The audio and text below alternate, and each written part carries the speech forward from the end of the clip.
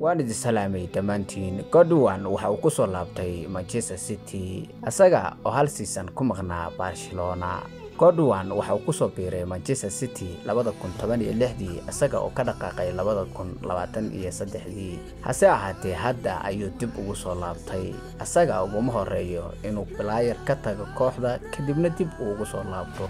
waxa sameeyay balaayariin badan oo waaweyn.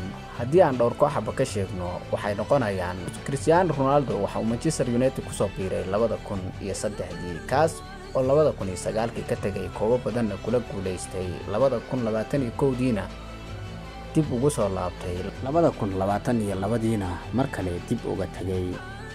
sidoo kale waxa sameeyay Drogba kaas oo Chelsea ku soo biiray 2004 oo 2012 ka ambabaxay.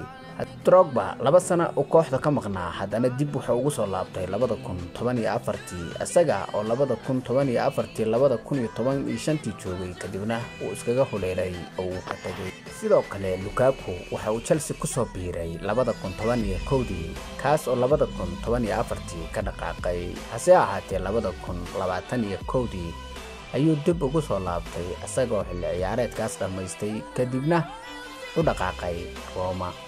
sidoo kale Rooney waxa uu Everton ku soo biiray 2002 kaas oo 2004 ka dhaqaaqay 2 sano oo kooxda joogay Manchester Unitedna ku biiray. hase ahaatee dib waxa uu ugu soo laabtay 2017 kaas oo mar labaad ka tagay 2018. sidoo kale Gareth Bale waxa uu ku soo biiray Tottenham 2007 kaas oo ka huleelay 2013 6 sano uu kooxda joogay waxa uu huleelay Real Madrid kaas oo 2020 dib ugu soo laabtay 2021diina mar labaad ka ambabaxay kubadda cagtana hadda ka fariistay. sidoo kale waxa jira Thierry Henry kaas oo Arsenal ku soo biiray 1999 kana tagay 2007. hase ahaatee 2012 ayuu dib ugu soo laabtay kaas oo hal sano oo meesha joogay kadibna kubadda cagta iskaga huleelay oo ka fariistay.